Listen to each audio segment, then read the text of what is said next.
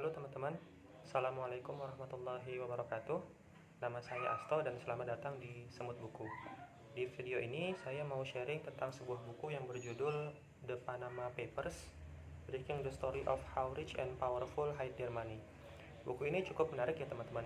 Pertama karena dia membahas atau mengangkat sebuah tema yang pernah menjadi isu tingkat global di tahun 2016, yakni tentang Panama Papers.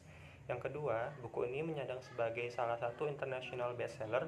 Dan yang ketiga adalah dua orang penulisnya, yakni Bastian Obermeyer dan Frederick Obermeyer, adalah dua orang yang menerima penghargaan Pulitzer di tahun 2017 untuk kategori explanatory reporting yang juga terkait dengan buku ini. Untuk memulai pembahasannya, mungkin akan saya awali dulu dengan sebuah cerita ya. Jadi, pegunungan Simandou di Afrika Barat adalah sebuah kawasan yang disebut-sebut merupakan salah satu daerah yang memiliki cadangan biji besi terbesar di dunia. Nah, pada tahun 1990-an, pemerintah Guinea selaku otoritas tempat itu memberikan hak konsesi kepada Rio Tinto, sebuah perusahaan pertambangan untuk melakukan aktivitas di sana. Kemudian di tahun 2008, pemerintah Guinea secara sepihak memutuskan hak konsesi tersebut dan mengalihkannya ke perusahaan lain yang bernama BSGR atau Beni Steinmetz Resource Group. Nah, yang menarik adalah setahun setelah mereka memperoleh hak konsesi, si BSGR ini menjual separuh dari lini bisnisnya di Simandou tadi kepada perusahaan lain lagi namanya Vale. Nah, dengan nilai yang cukup fantastis, yakni sekitar 2,5 miliar US dollar. Nah, rentetan peristiwa ini agak sedikit ironis ya, karena pertama BSGR berbeda dengan Rio Tinto. BSGR tidak memiliki track record sebagai perusahaan pertambangan biji besi. Mereka sebelumnya adalah perusahaan pertambangan berlian. Yang kedua, BSGR tidak memberikan atau membayar apapun kepada pemerintah Guinea, melainkan hanya sekedar janji bahwa mereka akan melakukan investasi sebesar 165 juta dolar di masa depan. Yang ketiga, Presiden Guinea, yakni Lansana Conté, itu meninggal dunia selang beberapa hari setelah ia menandatangani pengalihan konsesi tersebut. Dan yang keempat, pada saat itu Guinea merupakan salah satu negara termiskin ya di dunia. Indeks pembangunan manusianya itu ranking 179 dari 187 negara, dan total APBN Guinea saat itu adalah sekitar 1,2 miliar US dollar. Artinya si BSGR itu sudah bisa menerima 2 kali lipat nilai APBN Guinea hanya dari penjualan separuh lini bisnis mereka di Simandou saja. Seperti itu. Nah, kemudian pasca munculnya Panama Papers ke hadapan publik, konstruksi kasus di Simandou ini akhirnya menjadi lebih jelas bahwa terdapat bukti yang meyakinkan bahwa terjadi praktek KKN atau korupsi dalam pengalihan izin konsesi tersebut ke BSGR dari pemerintah Guinea, seperti itu. Nah, tapi yang menarik adalah bagaimana proses suap atau proses KKN itu lakukan. Jadi ternyata sangat berlapis.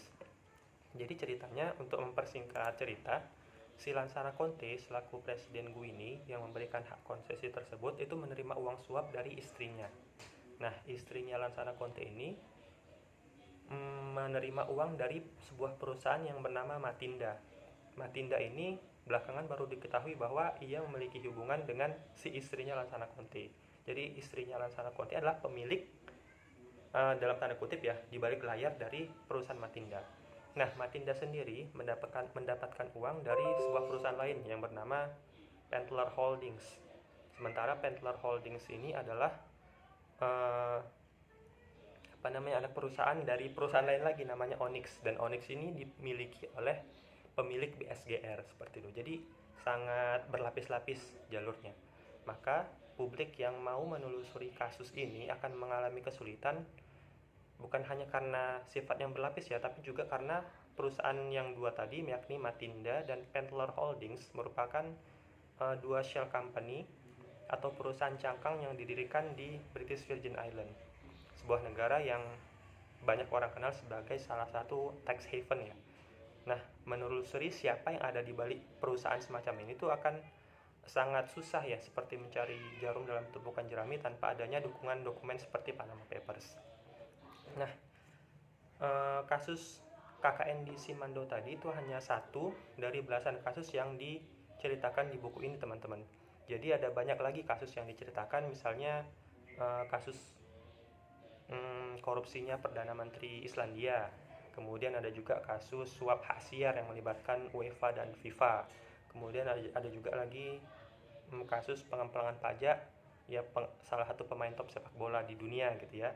Kemudian ada juga kasus tentang penggelapan hasil uang kriminal atau uang hasil kegiatan prostitusi anak di Rusia. Dan sampai dengan ada juga kasus tentang pembunuhan yang melibatkan istri pejabat Partai Komunis di Tiongkok. Nah, dari semua kasus yang tadi saya ceritakan itu, ada satu yang menjadi kesamaan atau irisan dari semua kasus itu, yakni eksistensi dari shell company. Nah, shell company atau Shellcom kita singkat adalah sebuah perusahaan cangkang ya istilahnya kalau diterjemahkan ke bahasa Indonesia. Ini adalah perusahaan yang hanya ada di atas kertas, teman-teman. Jadi mereka itu punya badan hukum, memiliki alamat, terus memiliki direktur, pengurus perusahaan, dan punya juga pemilik seperti halnya perusahaan pada kebanyakan gitu ya. Tapi mereka sebenarnya tidak melakukan bisnis apa-apa seperti itu. Jadi mereka eksis hanya untuk mewadahi aliran uang semata. Nah, itu mengapa Shell Company atau Shellcom ini tumbuh subur di negara-negara tax haven, semisal British Virgin Island, kemudian Panama, kemudian Kepulauan Cayman, Kepulauan Cook, Bahama, dan seterusnya seperti itu. Nah, di negara-negara tax haven seperti ini, itu aturan kepemilikan itu sangat longgar. Tapi pada saat yang bersamaan itu juga sangat tertutup ya, teman-teman ya. Jadi seseorang itu bisa aja tercatat sebagai direktur, katakanlah si A itu sebagai direktur, atau bahkan pemilik sebuah Shellcom. Tapi mereka, si A ini itu tidak punya akses sama sekali terhadap akun banknya atau rekening banknya. Nah, yang memegang hak atau akses terhadap rekening bank tersebut adalah orang lain lagi yang merupakan pemilik sejati atau pemilik asli dari si Shell Company seperti itu. Nah, oleh karena itu, karena cara kerja Shell Company itu yang seperti ini, maka nggak heran banyak orang yang lantas menggunakan Shellcom ini sebagai cara atau jalan untuk menutupi jejak kepemilikan aset mereka seperti itu. Nah, motifnya ada macam-macam ya, teman-teman ya. Jadi ada orang yang nutupin kepemilikan mereka itu untuk semata-mata menghindari sorotan publik. Ada yang memang menutupi karena nggak mau hak warisnya atau harta gono-guni jatuh kepada orang tertentu. Atau juga ada juga yang memang secara spesifik untuk menghindari pajak. Ada juga yang dalam konteks pidana itu menghindari atau melakukan pencucian uang, kemudian menutupi suap dan penggelapan uang publik itu macam-macam. Oleh karena itu, nggak heran kalau si Shellcom ini menjadi poros atau menjadi sentral dari semua kasus atau semua skandal yang diungkap dalam Panama Papers seperti itu. Nah, lalu Panama Papers itu sendiri adalah giga arsip ya, teman-teman, dari berupa surat-surat, kemudian foto, salinan email, kemudian macam-macam, pokoknya dokumen dan semacamnya milik sebuah perusahaan hukum, sebuah firma hukum yang bernama Mossack Fonseca atau Mosfon. Nah, si Mossack Fonseca ini itu berkedudukan di Panama, dan salah satu layanan yang mereka berikan kepada kliennya adalah menciptakan atau menyediakan Shellcom ini gitu untuk berbagai kepentingan. Nah, ketika giga arsip ini bocor ke orang tertentu, maka diketahui bahwa si Mossack Fonseca beserta Shell Company yang mereka kelola ini ternyata terlibat dalam banyak sekali kasus penting di seluruh dunia seperti itu. Nah, bocoran tentang Panama Papers ini sebenarnya disampaikan oleh seorang informan anonim ya, dan itu tidak dikasih tahu sampai sekarang orangnya siapa. Bocor oleh si informan ini, kemudian diserahkan informasinya kepada dua orang wartawan Jerman, wartawan surat kabar Jerman yang merupakan dua orang penulis dari buku ini seperti itu. Nah, singkat cerita, karena seiring waktu semakin banyak data yang dibocorkan, maka investigasi pun berkembang dari yang tadinya hanya mereka berdua menjadi akhirnya melibatkan namanya ICIJ ya, International Consortium for Investigative Journalism. Kemudian juga karena ICIJ sudah terlibat, maka ratusan wartawan dari puluhan negara pun akhirnya juga ikut terlibat. Nah, mereka yang merupakan kelompok yang melakukan investigasi di Panama Papers ini membangun database, kemudian membangun sistem jaringan tersendiri, sampai dengan protokol keamanan khusus supaya investigasi mereka itu nggak terendus sebelum waktunya. Nah, ketika hasil investigasi itu diungkap ke publik di April 2016 kalau saya tidak salah, maka dunia pun geger, dunia pun gempar. Bukan hanya karena ternyata skandal-skandal itu banyak melibatkan tokoh-tokoh penting saja tuh, tapi juga karena luasnya cakupan atau coverage kasus yang terjadi mulai dari Amerika Latin, Eropa, eh, Timur Tengah, sampai Asia juga ada seperti itu. Nah, karena ini udah diungkap ke publik, maka dalam hitungan minggu itu isu penghindaran pajak itu menjadi bahasan yang penting tuh di pertemuan G20 ya teman-teman. Kemudian audit, penyidikan, dan penutupan itu berlangsung di berbagai negara. Nah, kemudian demonstrasi pecah di berbagai tempat dan banyak para pejabat publik maupun bankir-bankir senior itu yang akhirnya terpaksa atau dipaksa mundur karena mereka diduga terlibat atau malah terbukti terlibat dalam skandal di negaranya masing-masing. Nah, per November 2016 itu berdasarkan informasi dari ICIJ ada sekitar 6.500-an orang ya ataupun badan hukum yang diperiksa di seluruh dunia karena terlibat dalam Panama Papers seperti itu. Nah, kemudian selain itu ratusan juta dolar juga berhasil disita ya. Dan hampir 100 negara itu terdampak gara-gara Panama Papers ini. Nah, Panama Papers itu sejatinya hanya mengungkap dokumen milik satu perusahaan saja teman-teman, cuma milik Mossack Fonseca tadi. Nah, dan saya pribadi itu cukup terkejut bagaimana sebuah firma hukum itu ternyata bisa seberpengaruh itu.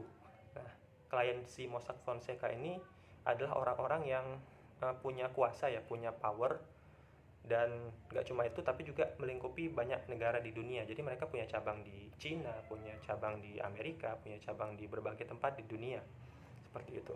Nah, kabar buruknya adalah perusahaan firma hukum yang seperti Mossack Fonseca ini tidak cuma satu gitu. Jadi banyak juga perusahaan lain yang juga menyediakan Shellcom. Jadi bisa jadi patut diduga eh, skandal-skandal yang ada di Panama Papers ini hanya sekedar pucuk dari gunung es gitu, yang meniscayakan adanya kasus atau skandal-skandal lain yang belum terungkap. Nah, sekarang dari buku ini saya belajar apa aja? Jadi yang pertama adalah saya sebagai pembaca itu belajar bahwa para orang-orang kaya, para elit global itu ya mungkin istilahnya seperti itu, uh, seolah hidup di dunia yang berbeda dengan orang kebanyakan gitu. Jadi mereka bisa menggunakan firma hukum, kemudian bisa menggunakan shell company untuk katakanlah dia memanipulasi atau berkelit dari hukum. Jadi kalau orang banyak itu tunduk pada hukum tertentu, mereka ini bisa lolos karena mereka bisa menggunakan shell company seperti itu. Jadi misalkan uh, mereka mau membeli sebuah mansion mewah atau apartemen atau kapal pesiar misalnya, mereka bisa menggunakan Shellcom itu sebagai perantara supaya terhindar dari pajak ataupun catatan di laporan harta kekayaan mereka. Kemudian dan begitu seterusnya, sehingga bukan sesuatu yang aneh apabila ada katakanlah mobil mewah, villa mewah, yacht gitu ya, kemudian apartemen atau aset tertentu yang tercatat itu bukan dimiliki oleh perorangan, tapi dimiliki oleh sebuah perusahaan. Nah, tujuannya bukan sebagai aset perusahaan yang digunakan secara produktif, bukan untuk disewakan, tapi hanya sekedar untuk menutupi atau menyamarkan kepemilikan yang sebenarnya, teman-teman. Itu yang pertama. Yang kedua adalah saya sebagai pembaca menjadi semakin sadar bahwa dunia ini sebetulnya membutuhkan semakin keterbukaan gitu ya. Jadi adanya kalangan yang bisa lolos dari hukum itu nggak hanya mengusir rasa ketidakadilan gitu ya, tapi juga memperparah kesenjangan menurut saya. Terlebih apalagi apabila didukung fakta bahwa orang-orang yang melakukan pengemplangan ini, istilahnya yang seperti tadi itu adalah pemilik sebagian besar aset kekayaan di dunia seperti itu. Nah, jadi tanpa ada perlakuan hukum yang level atau yang setara, itu kekayaan yang besar tadi itu hanya akan mengendap di kalangan mereka saja tanpa society atau kita sebagai masyarakat ini mendapatkan apa yang menjadi hak kita. Jadi bayangin kalau kita bayar pajak mereka enggak gitu kan. Kita membayar retribusi dan segala macamnya, mereka enggak. Akhirnya uang yang digunakan untuk membangun hanyalah uang orang-orang kecil sebetulnya. Sementara uang-uang orang yang besar tadi itu tidak bersirkulasi di masyarakat seperti itu. Nah, selain isu ekonomi, keterbukaan ini sebetulnya juga terkait dengan isu keamanan, teman-teman. Karena kan tadi Shelcom itu nggak hanya dipakai untuk pengemplang pajak, tapi juga menutupi katakanlah hasil dari kegiatan pidana atau kegiatan katakanlah organisasi-organisasi kriminal gitu, organisasi teror, para mafia dan seterusnya. Bahkan ada juga cerita bahwa Shelcom ini digunakan untuk memfasilitasi aliran dana untuk para milisi yang direkrut untuk memberontak seperti itu. Oleh karena itu, semakin terbuka akan semakin bagus, karena semakin terbuka aliran dana itu, maka ruang gerak orang-orang atau kelompok yang seperti tadi itu akan semakin sempit. Itu yang kedua. Yang ketiga adalah saya juga belajar bahwa jurnalisme itu memang memegang peran penting di dunia sebagai pilar demokrasi dan sangat vital ya teman-teman. Jadi tanpa ada para wartawan dan ada informan selaku whistleblower yang istilahnya membocorkan dokumen Panama Papers ini, kita nggak akan tahu apa yang terjadi seperti itu. Jadi butuh kejelian, kesabaran, kemudian rasa keadilan yang tinggi untuk mengangkat sebuah kejanggalan itu muncul ke permukaan sehingga masyarakat dunia itu tahu. Kemudian orang-orang yang seperti tadi yang melakukan investigasi dan yang melakukan whistleblowing seperti itu sebetulnya juga menghadapi resiko yang besar.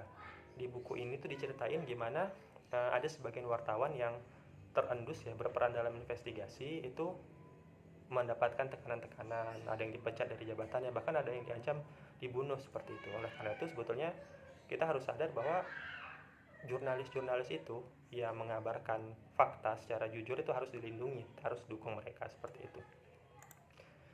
Yang keempat adalah dari buku ini saya jadi tidak naif ya untuk memandang sesuatu. Jadi belajar untuk nggak naif memandang sesuatu. Jadi banyak kasus yang diceritain di buku ini itu menghadirkan person-person yang secara atau di hadapan publik itu nampak inosen, itu nampak baik seperti itu ya.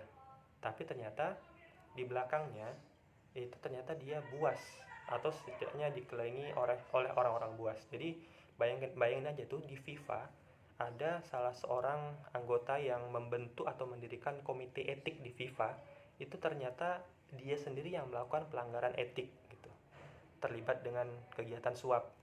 Kemudian ada juga orang-orang yang menjadi pemuka atau tokoh organisasi amal, tapi ternyata di belakangnya dia adalah seorang kriminal. Itu nggak tanggung-tanggung. Salah satu contohnya ya, orang yang menjadi ketua organisasi amal ini, dia merekrut atau mengadopsi 2 orang anak dari panti asuhan.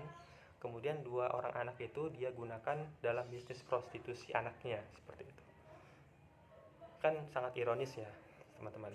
Nah jadi ya harusnya kita nggak terlalu naif ya memandang seorang ya. Jadi perasaan skeptis itu ya walaupun gimana ya tetap perlu dipelihara dalam kita. Jadi nggak gampang percaya lah sama orang itu. Kita lebih tunduk pada fakta, nggak mudah termakan citra kemudian stigma tertentu seperti itu. Nah akhir kata, saya kira buku ini memang cukup pantas ya menyandang sebagai international bestseller. Narasi di buku ini tuh cukup menarik ya, cukup enak lah dibaca ya teman-teman ya. Kronologi pengungkapan kasusnya itu runut, jelas, dan sistematis, sehingga mungkin cara buku ini itu menyampaikan ceritanya itu bisa menjadi bisa menjadi standar baru bagi saya untuk menilai sebuah karya jurnalistik gitu, karya jurnalisme investigatif seperti itu. Nah, jadi meskipun Panama Papers ini sebetulnya sudah isu yang agak lama tahun 2016, tapi menurut saya itu temanya masih sangat relevan ya teman-teman. Jadi masih banyak PR yang belum selesai sebenarnya. Jadi dengan melihat apa yang terjadi sekarang, kita itu bisa memproyeksikannya untuk berhati-hati jangan sampai skandal yang sama itu bisa terulang lagi di masa depan. Jadi bahwa uang, politik, dan jaringan itu bukan sesuatu yang boleh dipandang secara terpisah, tapi merupakan satu kesatuan ya. Uang, jaringan, kekuasaan itu sebetulnya satu ekosistem. Jadi akhirnya kita bisa semakin sadar bahwa ya integritas personal itu penting, Tapi yang paling lebih penting lagi adalah bagaimana supaya integritas itu bisa lestari karena adanya sebuah sistem yang menjaga itu semua. Baik, mungkin itu saja teman-teman sharing buku dari saya. Terima kasih atas teman-teman yang udah meluangkan waktunya melihat video ini. Semoga ada manfaatnya. Saya akhiri. Assalamualaikum warahmatullahi wabarakatuh.